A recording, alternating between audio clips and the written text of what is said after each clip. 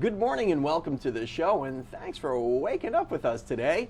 We've got Dr. Roman Nation here in the studio, and we're going to talk about some seasonal health issues. Yes, and, it's October already. Is it flu season yet, or is that coming? Yep. Or? Yeah, we're right at the beginning of flu season, and most of the suppliers have gotten their clinics their flu vaccines. So that's where you're going to start to see lots of advertisements for get your flu vaccine, get your flu shot, those kinds of things. Should people be afraid to get those things? There's a whole segment of the population that is very afraid of vaccines. Yes, we still have a lot of those, especially among my older patients that that said they got the flu shot once, like 30 years ago, and it made them really, really sick. So then they stopped taking it thereafter. It's not the same flu shot it was 30 years ago, is it? Yeah, it's nowhere near the same. The potency is different. For our older patients, it is more. It's a stronger dose to actually invoke the immune system to protect against the flu. Here's a Bush League medical question for you, Sure. and you're probably going to laugh, but this is very basic. What is the difference between, say, a virus like the flu, Okay. and a bacteria like, say, the plague? I mean, what is the difference, and why? And can you inoculate for both, or? Yes, actually, that we do have quite a bit of that. And when you talk about your immune system, it's all about finding the proteins that will activate your immune system. So there's inside your immune system, there's a whole bunch of immunology cells that see things, that constantly patrol. They're like policemen that run around through your veins. And when they see a particle or a protein that they don't recognize, then they kind of check it to see, is this something that I should kill or not. So the way vaccines work is you get a dose of something that's not supposed to be there. Your immune system recognizes it and says, hey, this isn't supposed to be there, and it develops the immunity to it so that it recognizes it the next time, kind of like a most wanted poster. Now, back in the old days, like this patient you said who had gotten a vaccine maybe 30 years ago, and it made him sick. Those are actual live viruses that they would inject in the vaccine in a weakened state, or? Yeah, there's several different ways of making vaccines. Really old vaccines were the live virus. That's how they initially inoculated against chickenpox. But anymore, there's what's called a live attenuated virus. Means that it is a live virus, so it can invoke an immune response just like the flu, but it's attenuated, meaning that it's toned way down so that it shouldn't make all the symptoms that usually go with it.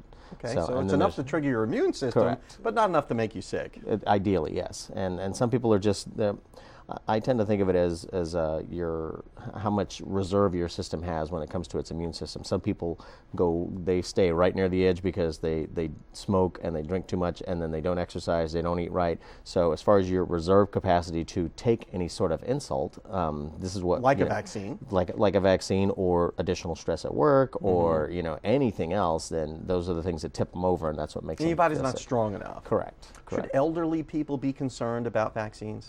Well, they should be concerned about making sure they get them, for sure. The largest population of people that actually die from the flu are the elderly, really? Or immunocompromised. So people that are on chemotherapy, Yeah.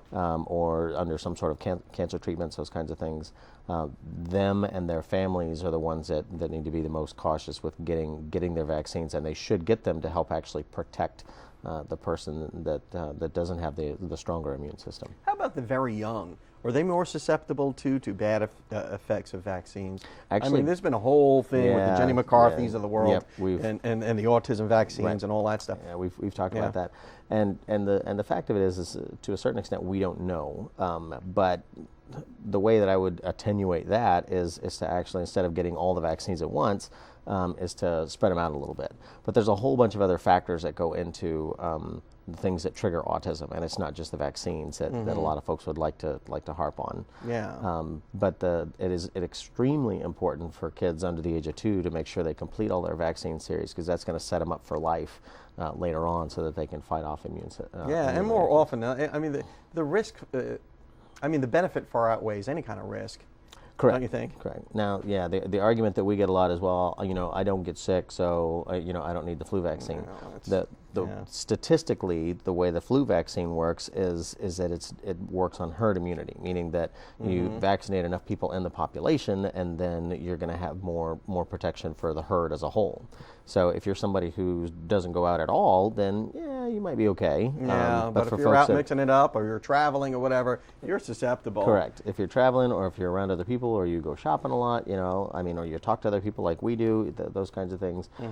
It's very, very important to get caught up on those. Got to run off to local weather. Let's talk more about that on the other side, and talk about hand washing and stuff too. That's important too. We'll be right back after your local weather, brought to you by the West Pittman Law Firm. westpittmanlawfirm.com. Welcome back to the show. I'm here with Dr. Roman Nation. We're talking about your health. We're talking about viruses. We're talking about inoculations. And just for us Bush League laymen here, what's the difference between a bacteria and a virus? Yeah, we started to talk about that. Yeah. So a bacteria carries all of the engine parts in and of itself to replicate. A virus has to use a host in order to replicate. So a bacteria is actually a living organism. It is. That you can kill. Well, viruses are the same way. I mean, they're technically alive because they move. What you're talking about is replication. So a bacteria has all the boy parts and girl parts inside it to divide and recreate itself. A virus does not. A virus has to invade a host, use the machinery there inside that cell to reproduce itself. So that's what makes those so persistent, I suppose. To a large extent, yeah. Now you talk about like the bubonic plague, for instance. Right. That was a bacterium, wasn't it? That is. Yeah. Yersinia pestis. So now, Gesundheit. So nowadays, though, the plague could never take off like that because we've got modern antibiotics. Is that part of it is antibiotics, and the other thing that people talk about is in virology or bacteriology, the whole key to a bacteria or a virus becoming really commonplace is its ability to survive and pass itself on to another host without killing it. So, so where do they survive? I guess is my next question. Like we were talking off break, like what's the dirtiest place in your house? And it's not your toilet. No, not by far. It's not your toilet. Actually, your mouth is one of the dirtiest places on your body. Way more bacteria that grow in your mouth than anywhere else on your body, including the dirty places. I feel the need to brush my teeth. Yes. Anyway, yeah. Yes, there's a lot there. And but as far as household items go, doorknobs, keyboards, and telephones. Wow. Like your cell phone, like one of the dirtiest things on your whole body. And I actually wash my cell phone occasionally. I do that. I'll take the cover off. I'll wash the cover. I'll spray it down with Windex or whatever. And the key part isn't the phone itself. If you're handing your phone to somebody else a lot, then that's how germs get passed on. But if it's just your personal phone, the key part there is actually making sure you wash your hands. And your keyboards at work can get pretty dirty, I can imagine. I remember my old keyboard when I was in the Air Force was full of cookie crumbs and things like that. Yep. You can't really wash something like that, can you? Yeah, and you can try, I suppose. No, and the way you prevent it is not trying to sterilize the objects, you sterilize your hands. So just keep washing your hands. That's why hand washing is so important. And I mean, long time ago before they had alcohol sanitizers, that's what everybody had to do was wash their hands in between patients. Now I've got them all over my office. I got like 20 of them. And every time I go to touch a patient, then I wash my hands afterwards. I noticed that when the last time I was out at your clinic, we did that location shoot that, they were everywhere. Yep. It's funny when my wife and I travel, she brings this whole sanitization kit with her. When we go to like a hotel room, I mean, she whips out these wipes and Lysol and all that stuff. I mean, phones, remotes. Oh yeah, they've had lots of other neat little expose studies on bed sheets and linens and covers. Oh yeah, things like that that'll scare you, but. The whole part there is if you spend your entire life trying to be afraid of germs, then you're going to miss a whole lot of things along the way. Yeah. It's being conscious with them, just like you drive your car. When you drive your car, if you didn't pay attention to the stoplights, you're going to have a problem. But you know that they're there and they're just part of what we do. Is paying attention to them. It's risk management, I suppose. Right. It's the same thing with germs. Is that you wash your hands frequently and make sure that you before and after the bathroom and before you handle food, those kinds of things. Anything that's on your hand when you go to touch something that you're going to eat and then put in your mouth, that's how germs get in your body. Yeah. So you just have to be conscious of where your hands have been, and that is the delivery vehicle for most things, I would imagine. It's just there's that, and sneezes. That's why they tell folks to sneeze into your elbow. And not into your hands like this. That's what they taught a long time ago. I first learned that in the Air Force. Yep. I mean, because I remember, the doc going up there and saying that, people sneeze in your hand, not good. Yep. Yeah. Sneeze into your elbow. Yep. Yeah, sneeze into your hand and then shake hands or touch somebody, because that's where all the viruses Unless you're going to run and wash your hands after every sneeze. So it's just, common sense living. And I guess there's an argument to be made for, having an immunity to these things too. Correct. I mean, you can't live in a germ-free world. Nope. You can't be Howie Mandel fist bumping everybody. I mean, occasionally you're going to have to shake someone's hand and live with that. Well, even at that, I mean, bacteria grows on the back of your knuckles just like it does on the fingertips of your hand. Yeah, so you just got to... It's always there. Okay, you can't escape the germs. They're all around us. You just got to live with it, I suppose, and practice good hygiene. And get your vaccines done. And get your vaccines. Dr. Roman Nation, thanks for that German handshake. And we'll be right back after your Mad Hatter Minute. Hi, this is David Lovett, and this is your Mad Hatter Minute. Today we're going to be talking about brake pads and brake systems on your car. The first question that I have to ask you is, how do you know when you need brakes? And typically there's only two ways that you know you're going to need brakes. One, if you're driving and you apply your brakes and you get a vibration, most typically in the steering wheel. The steering wheel start vibrating, you know you got a problem. If you feel it in your seat, feel vibration back in your seat, you know you got a problem. Second way to know that you might have a brake problem is noise. You hear a squealing noise when you're pressing your brakes. What that is that the hardened metal on the back end of the brake pad is actually making contact to the rotor. And it's your sign, it's your signal to say, hey, there's something wrong, time to get it into a shop. Now, in a standard brake job, there are actually 4 different components that you typically look at. Many other components on a brake system, but on a standard brake job, you typically look at your brake hoses, your brake calipers, your brake pads, and your brake rotors. All right, the hoses provide the fluid to the caliper. The caliper closes the pads back onto the rotor. The pad has friction material that makes contact to the rotor, and that's what makes your vehicle stop. Now, what I have here is your standard brake pad. Your brake pad has a friction material on the front, and it has backing material on the back. It also has this little tab right here that when you get low with the friction material, it's going to make a squealing noise. If you let this friction material get down into the squealer tab, it's going to squeal like a pig, and it's going to start damaging your rotor. Get your car fixed immediately. If it goes too deep into that rotor, you're buying new rotors. And soon, a $100 brake job turns into $200, $300 real fast. Don't play around with your brakes. This has been David Lovett, and this has been your Mad Hatter Minute. Welcome back to the show. I'm here with Denise Leet from Spine and Neural Pain Center, and you may remember Dr. Aaron Shores. That's his practice, and she's a nurse practitioner who helps Dr. Shores out there. Hi. Hi, thank you and for coming in, and welcome to the show. Nurse practitioner, kind of mysterious to some of us laymen. What's the difference between a nurse and a nurse practitioner? We have some advanced training. We do some medical diagnoses. We can see patients, order the tests, interpret the tests, and write how to treat it independently. So you're really like the doctor's right-hand man. Yes. Or woman, in this case. So you help the doctor out, and you maybe do things that he's not available to do sometimes, like maybe appear on the show, perhaps. Yes. That might be one of those things. But you guys are doing a lot of great stuff out there, and I know we always have the best interviews when the cameras are not rolling. Yeah. And before we started talking about arthritis, and you pretty much told me that just about everyone's going to get it at some point. Is that? To a certain degree, Yeah. yes. If they've led an active lifestyle and have just enjoyed life, you're going to have some aches and pains and deterioration of certain joints. Should I go running to Dr. Shores if I think I have arthritis?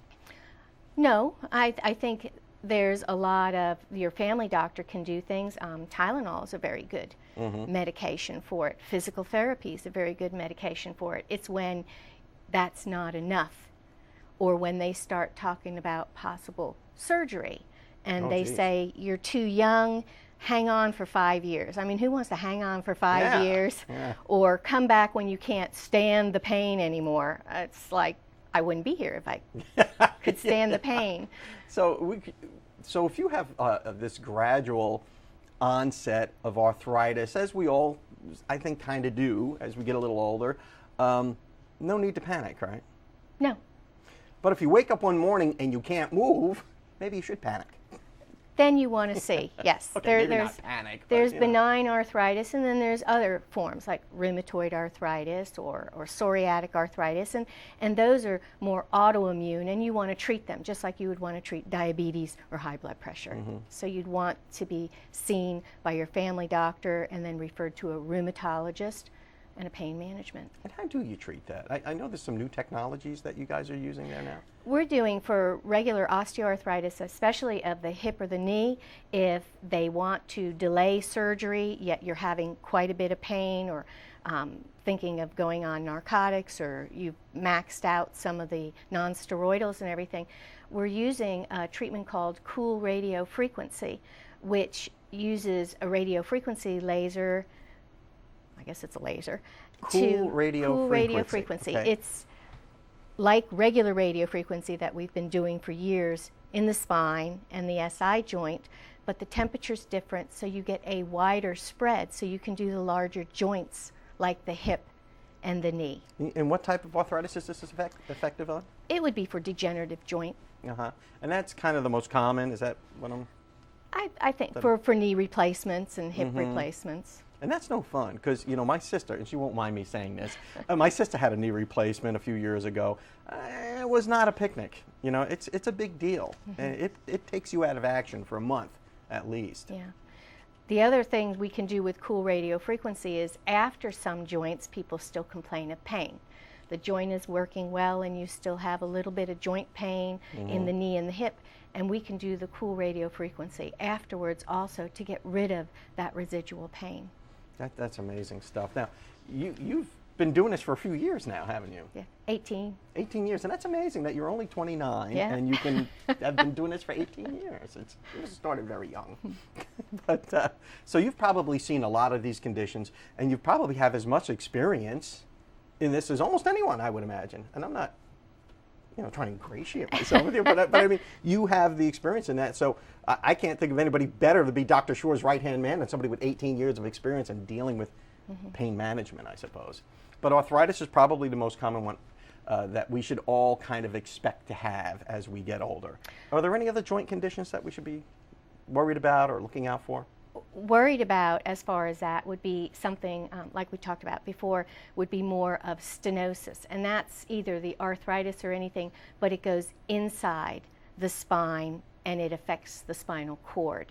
So if you have bone spurs or anything, that's where it's not just pain with moving the joint, but it is impinging on nerves or pressing the cord. Yikes. And that you don't really want to just ignore, or you'll wind up in a wheelchair. Denise Lee, we're going to have to let that be the final word, but thank you so much for coming on the show and talking about our joints and how to stay well, and talking about spine and neural pain center specialists. After with Dr. Aaron Shore, I'll get it right someday. We'll be right back. Welcome back to the show. Because it is Monday, you know what that means. We've got Thomas Winterman here in the studio, the author of The Thrive Life, and clinical counselor here to give us a couple of Thrive tips, or maybe just a Thrive tip for the week. Yeah. Yeah, what's our Thrive tip for the week? For this week, it's not a problem unless it's a problem.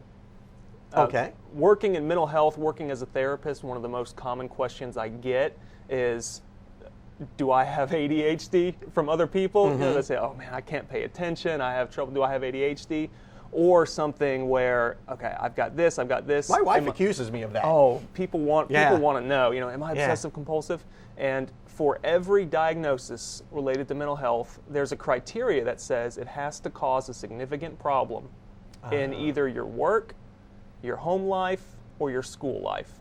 So any sort of issue you have, if it's not causing a problem, it's not a problem. It's not a problem. Everybody gets distracted. That's doesn't right. mean you have ADHD Yeah. if you're distracted. Yep. And all those disorders tend to exist on a spectrum. So you can be kind of at the very front end of ADHD or at the very front end of obsessive compulsive. But as long as it's not causing a serious issue, don't worry about it. But if you're functioning well in your family and you're functioning well in society, Right. and it's working for you, Right. it's not a problem. Not a problem at all. So don't sweat it. Don't sweat it. don't freak out. You might actually cause yourself a problem because you get too worried about it being a problem. Do you find that people try to project that sometimes on other people, like children, like, oh my God, I think there's something wrong with my kid, you know? All the time. I all mean, the time. And maybe your kid's not learning as fast as the other kids, or Right. doing things that kind of bother you. Maybe the problem's more with the parent than it is with the kid. Yeah, we run into that a lot. You know, we want answers. We want a reason for why things are the way they are, especially with kids, the small kids. And what we try to tell families that we work with is hold on, give it some time. If your young child is showing signs of any sort of disorder, it's not going to go anywhere. It's going to be there, so just hold on, wait a minute, let's see what happens. So not every behavior is deserving of a clinical diagnosis. That's right, most aren't. So the Thrive tip is? It's not a problem unless it's a problem. It's not a problem unless it's a problem. Thank you, Thomas Winterman, and we'll see you next time.